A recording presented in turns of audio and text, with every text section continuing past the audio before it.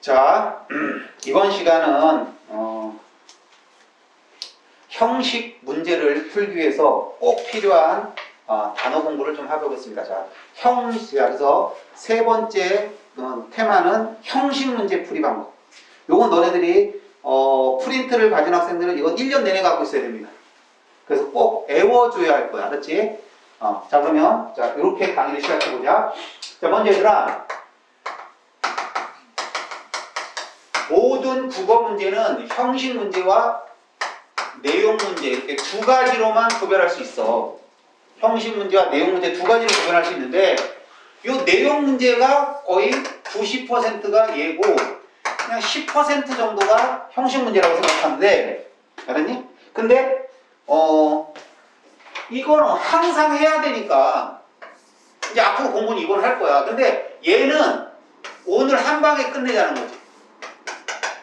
그치? 그래서 이거는 절대로 뭐 한 방에 끝낼 수가 없어. 계속 니네가 풀면서 느는 건데, 이건 한번 암기를 해줘야 돼. 그래서 오늘 암기할 거를 이렇게 해놨으니까. 알았죠? 여러분들이 공부하면 됩니다. 자, 그러면 4페이지 본격적으로 공부를 해볼게요. 먼저 초콜릿과 연애편지를 공부해본 학생들 알지만 설명이 자세히 돼 있어요. 그래서 아마 우리 이 수업을 듣는 학생들도 초콜릿과 연애편지 책은 다 있을 겁니다. 자, 그 책에서 심심할 때 한 번씩 읽어보기로 하고, 보통 재수생들은요 초콜릿과 연애편지를 거의 3번 정도를 정독을 합니다. 알았죠?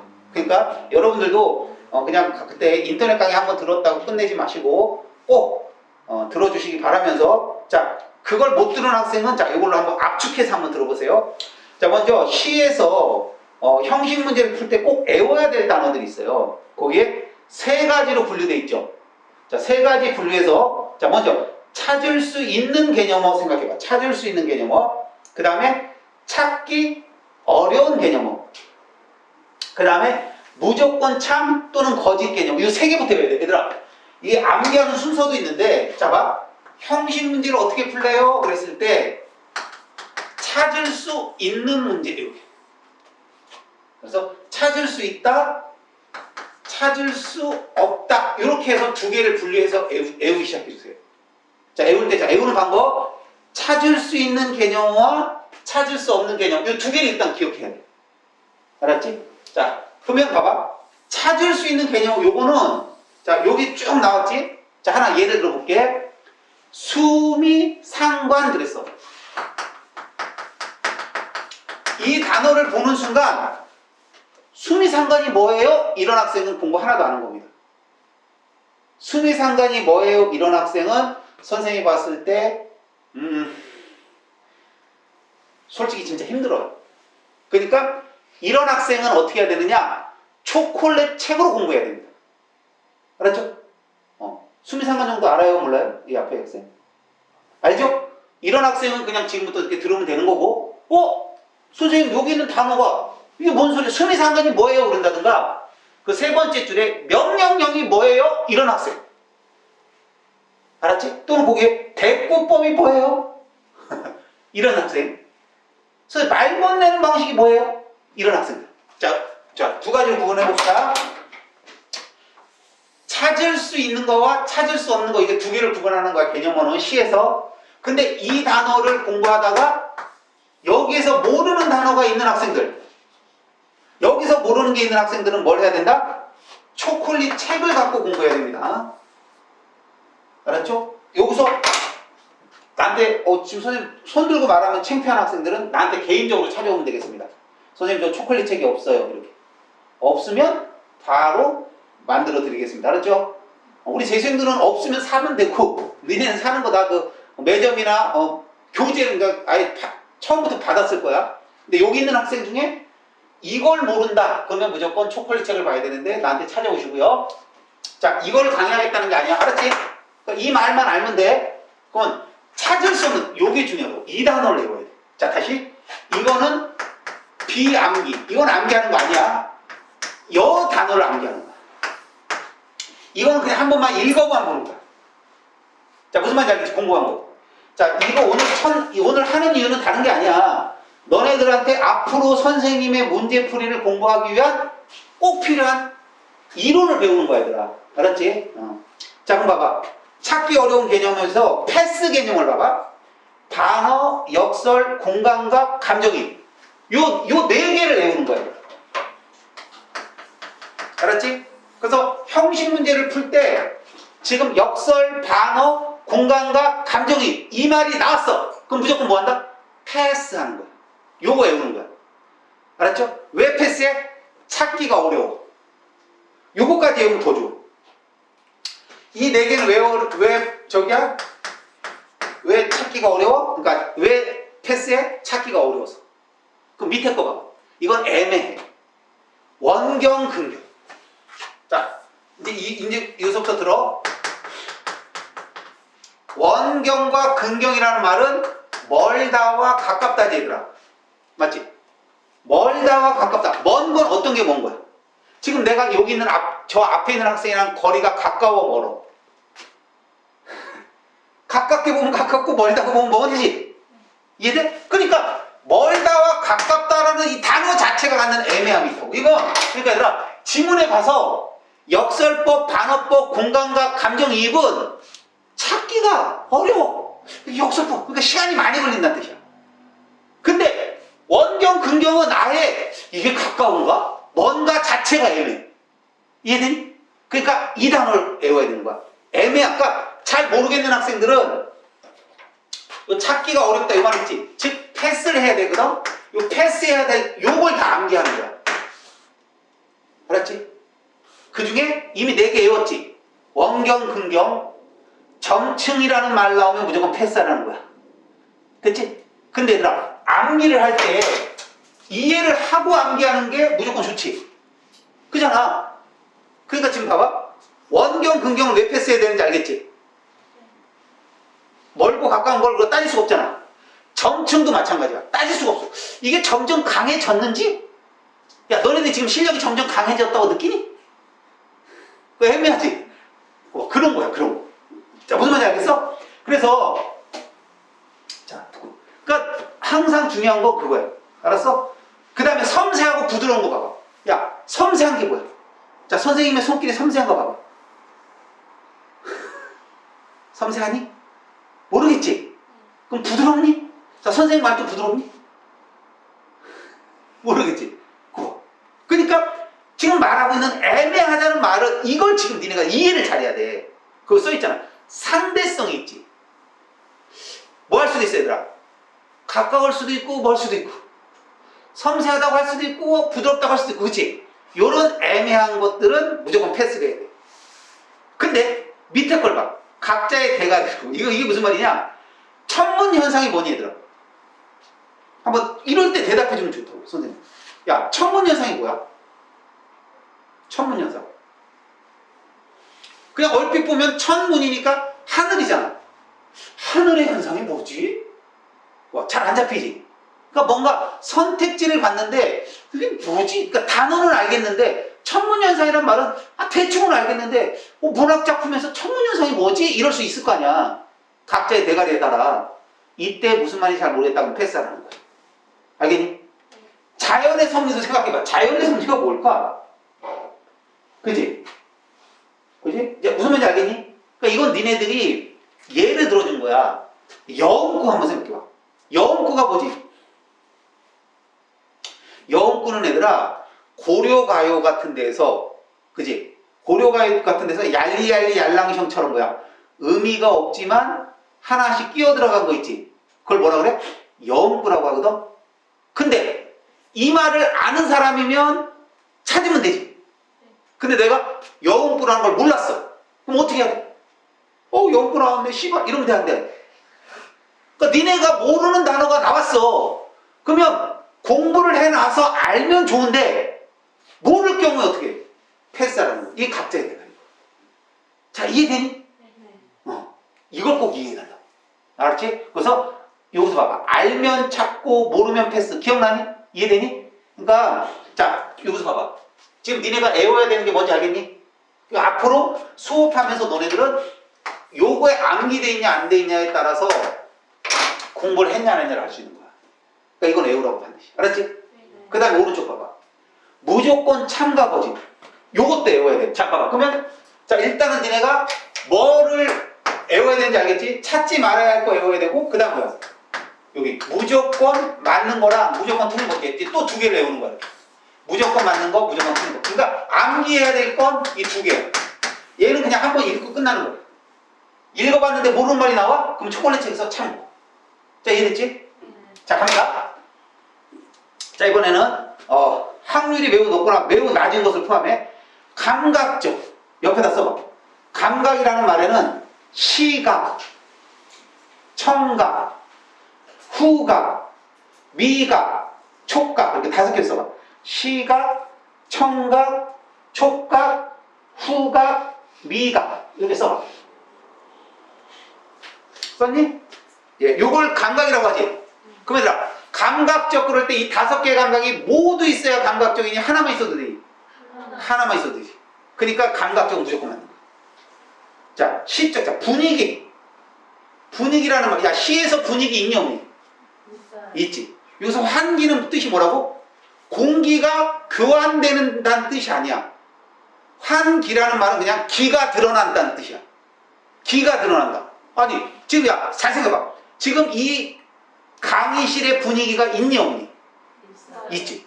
분위기가 없다는 건 죽었다는 건데, 그러니까 분위기는 무조건 있을 거 아니야. 그러니까 분위기 한기라는 말은 무조건 맞는 말이야. 자, 됐지? 자, 다음에 속성을 드러내. 야, 시에서 어떤 걸 표현하고 있지? 그럼 시는 함축적이기 때문에 무조건 그 속성을 드러내고 있는 거야. 무조건 맞는 말. 비유, 상징 같은 말이야. 대상의 속성을 드러낸 게 비유적으로, 상징적으로 드러내는 거야. 자, 이퀄 표시해봐. 같다는 거. 동어 반복이야, 이거. 투사, 투형도 마찬가지야, 얘들아. 이 투사를 어떻게 이해할까 봐. 이 투는 던질 투거든? 던질 투야. 그래서 투수라는 말 알지? 그치? 류현진 투수, 김강현 투수. 던졌어, 어디? 던져서 보여준다는 뜻이야. 투사, 투형. 그러면, 잘 봐. 어떤 대상의 속성을 우리들한테 보여준다는 건 던져서 보여주는 거야. 시인이 써서 우리한테 던져준 거야. 여기서 던져줬다는 건 물리적인 걸 던져준 게 아니라 보여준 건 다 던져주는 거지. 내가 너네들한테 강의를 던져줬지. 이해돼? 다 투사하고 투영하는 거. 그러니까 요 세 개는 다 같은 말이야. 근데 골 때린 게 수능에서 기출해서 속성 드러낸 비유, 상징, 투사, 투영. 이 말은 매년 한 번씩은 꼭 나온다는 거지. 이 단어를. 무조건 맞는데 그걸 니네가 따지고 있다. 됐지? 그 다음에 현실 인식과 대응 방식. 자, 생각해봐. 현실 인식은 문학의 내용에서 생각해봐. 항상 문학은 애들 어떤 인물이 있는 거지. 동물이나 사물을 의인화해도 결국 인물 얘기지. 그 사람한테 현실의 인식이 있겠니 없겠니? 현실 인식이 있지. 현실을 어떻게 생각할 거 아니야. 그거에 대해서 대응할까 안 할까? 무조건 하지. 거기에 무대응도 대응일 거 아닐까? 무대응도 하나의 대응 방식이지. 고로 현실 인식과 대응 방식은 무조건 하죠. 그 다음에 역동적 생각해. 역동이라는 게 뭐야?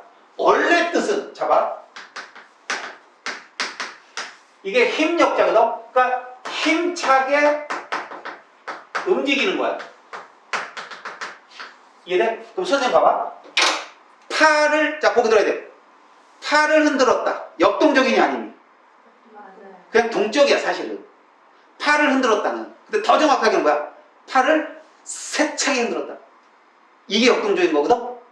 근데 시 내용 전체를 생각해봐. 뭔가 움직이고 있으면 다 뭐야? 역동적이라고 봐야 된다.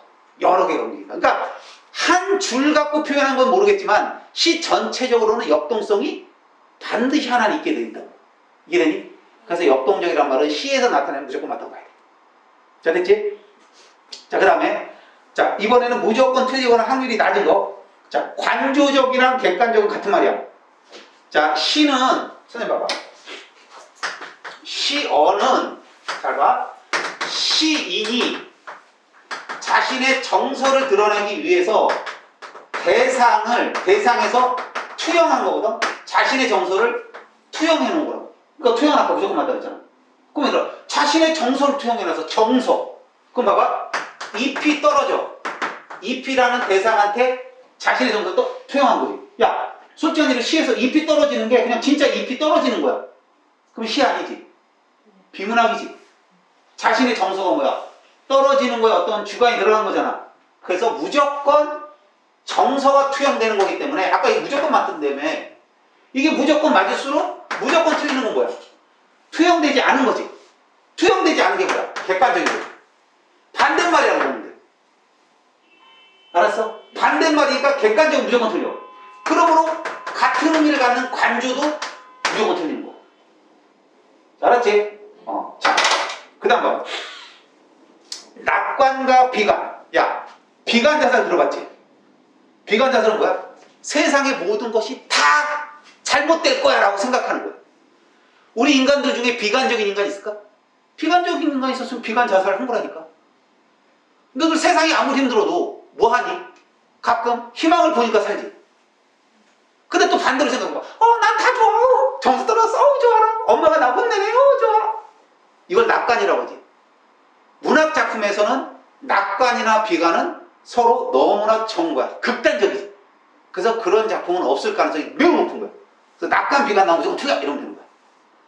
알았지? 경외감, 외경심. 이것도 같은 말이야. 경외랑 외경은 한자 앞뒤만 바꾸는 거잖아. 가로 열고 써봐. 경외랑 외경심.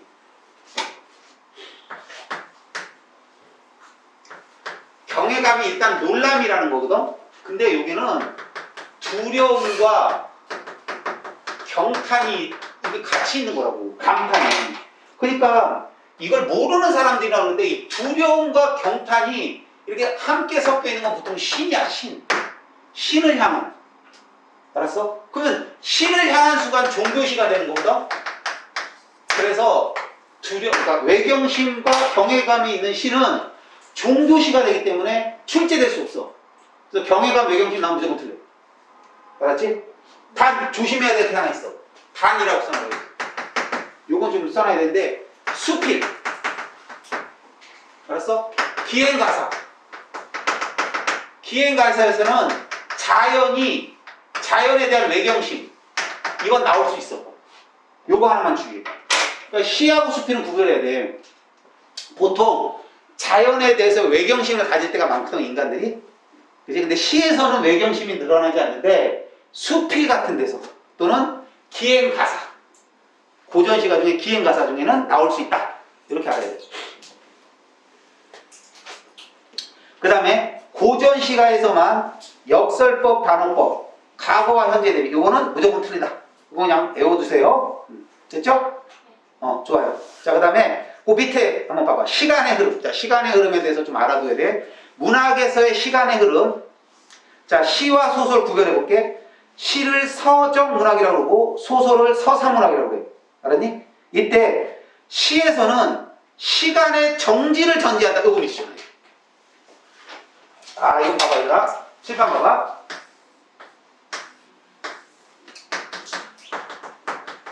시라는 거는 시간이 멈춰 있는 거야. 왜 그러냐? 시는 정서를 자기의 마음을 표현하는 거거든. 그 마음을 표현하는 거니까 시간이 정지된 상태에서의 마음의 표현이야. 그래서 시간의 정지를 전제하고 있어. 근데 가끔 뭐지 얘들아? 새벽이 지나 아침이 왔다 이런 표현이 있지 가끔 시에서. 그럴 때는 시간이 흐른 거지. 그래서 문제로 자주 나와. 그러니까 너네들 시간의 흐름 여부를 묻는 건 오히려 나와. 왜? 있냐 없냐가 가능하니까. 알았지? 근데 소설은 서사문학이야. 그러니까 애들 이거 모르는 거 되게 많아 이런 애들. 그러니까 기본은 여기서부터 시작해야 돼. 서사문학이 뭐야? 인물이 사건에 따라서 그러니까 인물이 행동하고 말하면서 사건을 만드는 걸 서사문학이라고 해. 알았어? 그러니까 이 서사문학이기 때문에 시간의 흐름을 전제해.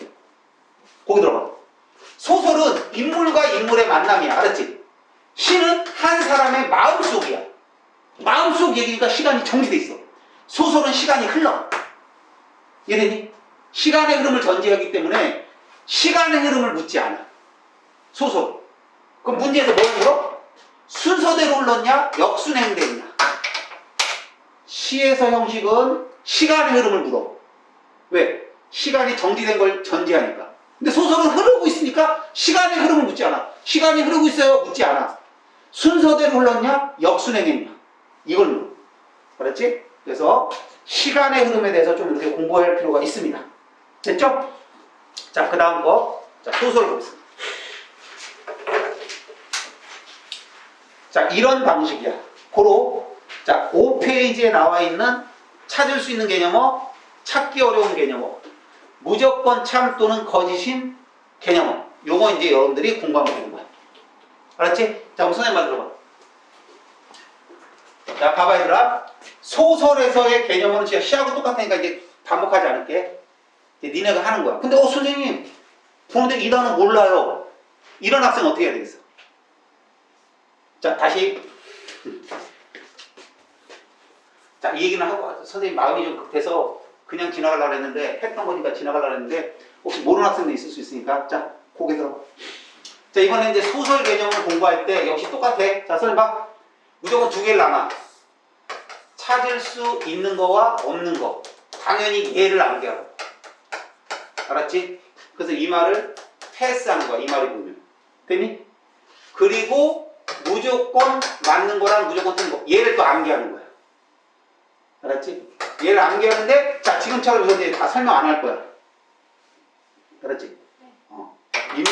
그러니까 이거는 어떻게 하면 돼, 니네가? 이 단어들은 이제 초콜릿적으로 공부해주면 되는 거야. 알았지? 또는 초콜릿적으로 공부 안 했어도, 선생님 저 알아요. 그럼 초콜릿 공부 안 해도 돼. 알았지? 자, 이렇게 해서 5페이지. 소설 공부는 똑같은 거니까, 자, 넘어가고.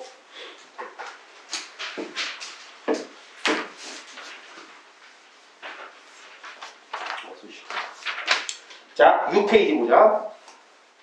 자, 집합 개념으로 형식, 이제 우리가 형식 개념을 배웠잖아. 그치? 자, 그러면 잠깐 끊을게. 시간이 좀 지났는데.